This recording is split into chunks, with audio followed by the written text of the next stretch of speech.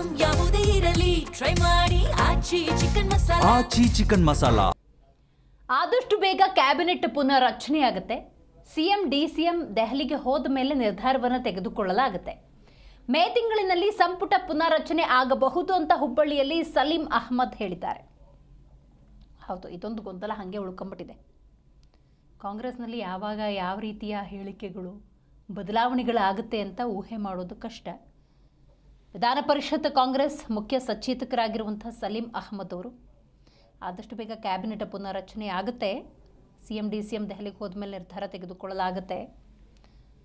ಹೊಸಬರಿಗೆ ಅವಕಾಶವನ್ನು ಮಾಡಿಕೊಡಿ ಅಂತ ಮನವಿ ಕೂಡ ಮಾಡಲಾಗಿದೆ. ಅಂತಿಮವಾಗಿ ಹೈಕಮಾಂಡೇ ನಿರ್ಧಾರವನ್ನು ತೆಗೆದುಕೊಳ್ಳುವುದು ಅಂತ ಸಲೀಂ ಅಹ್ಮದ್ ಹೇಳಿದ್ದಾರೆ.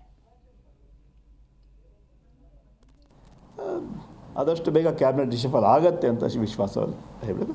ಮುಖ್ಯಮಂತ್ರಿಗಳು ಉಪಮುಖ್ಯಮಂತ್ರಿಗಳು ಡೆಲ್ಲಿಗೆ ಹೋದ್ಮೇಲೆ ಆ ಡೇಟ್ ಯಾವಾಗ ಫಿಕ್ಸ್ ಆಗುತ್ತೆ. ಒಟ್ಟಲ್ಲಿ ಮೇ ತಿಂಗಳಲ್ಲಿ ರಿಷಫಲ್ ಆಗತ್ತೆ ಅಂತ ವಿಶ್ವಾಸ ಇದೆ. ಅಂತಿಮ ಪಕ್ಷ ತೀರ್ಮಾನ ಮಾಡುತ್ತೆ. ಬೇಕೇ ಬೇಕು ಅಂತೇಳಿ ಅದೆಲ್ಲ ಪಕ್ಷ ತೀರ್ಮಾನ ಮಾಡುತ್ತೆ ಯಾರಿಗೆ ಏನು ಮಾಡಬೇಕು ಜವಾಬ್ದಾರಿ. ನಾಯಕತ್ವ ಬದಲಾವಣೆ ಅನ್ನೋದು ಎರಡು ಮಾತು ಕೇಳಿ ಬರ್ತದೆ. ಎರಡರಲ್ಲಿ ಯಾವ ನಾಯಕತ್ವ ಬದಲಾವಣೆ ಬಗ್ಗೆ ನೀವು ಏನು ಪ್ರಶ್ನೆ ಕೇಳೋದು ನಮ್ಮ ಹತ್ರ ಯಾವುದೇ ಉತ್ತರ ಇಲ್ಲ. ಅದರಿಂದ ಬಟ್ ಎಕ್ಸ್ಪ್ಯಾನ್ಷನ್ ಬಗ್ಗೆ ಈಗಾಗಲೇ ನಾವು ಕೂಡ ವರಿಷ್ಠರಿಗೆ ಹೇಳಿದ್ದೀವಿ. ಆದಷ್ಟು ಬೇಗ ಎಕ್ಸ್ಪೆನ್ಷನ್ ಮಾಡಿ ಹೊಸಬ್ರಿಗೆ ಅವಕಾಶ ಮಾಡಿಕೊಡ್ಬೇಕು. ಯಾರನ್ನ ನೀವು ತೆಗಿತೀರಾ ಅವರು ಪಕ್ಷಕ್ಕೆ ನಿಯೋಜನೆ ಮಾಡಬೇಕು. ಯಾಕಂದರೆ ಅವರು ಒಳ್ಳೆ ಕೆಲಸ ಮಾಡಿದ್ದಾರೆ. 3 ವರ್ಷ ಅವ್ರಿಗೆ ಅವಕಾಶ ಸಿಕ್ಕಿದೆ.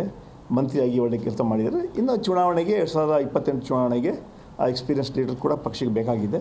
ಹೊಸಬರಿಗೆ ಅವಕಾಶ ಮಾಡಿಕೊಡಿ ಅಂತ ಈಗಾಗಲೇ ನಾವು ಕೂಡ ಹೇಳಿದ್ದೀವಿ, ಒತ್ತಾಯ ಕೂಡ ಮಾಡಿದ್ವಿ. ಚರ್ಚೆ ನಡೀತಾ ಇದೆ. ಅಂತಿಮವಾಗಿ ಪಾರ್ಟಿ ಹೈಕಮಾಂಡ್ ಮುಖ್ಯಮಂತ್ರಿಗಳು ಮತ್ತು KPC ಅಧ್ಯಕ್ಷರು DK ಶಿವಕುಮಾರ್ ಅವರು ಸಿದ್ದರಾಮಯ್ಯ ಅವರು ಚರ್ಚೆ ಮಾಡಿ ಅದನ್ನು ತೀರ್ಮಾನ ತೊಗೊಳ್ತಾರೆ. ಕ್ಯಾಬಿನೆಟ್ ಎಕ್ಸ್ಪೆನ್ಷನ್ ಬಗ್ಗೆ ಆದಷ್ಟು ಬೇಗ ಆಗುತ್ತೆ ಅಂತ ಅಷ್ಟು ಮಾತ್ರ ವಿಶ್ವಾಸ. ಬೇರೆದ ಬಗ್ಗೆ ಏನು ಹೇಳೋಕ್ಕಾಗಲ್ಲ.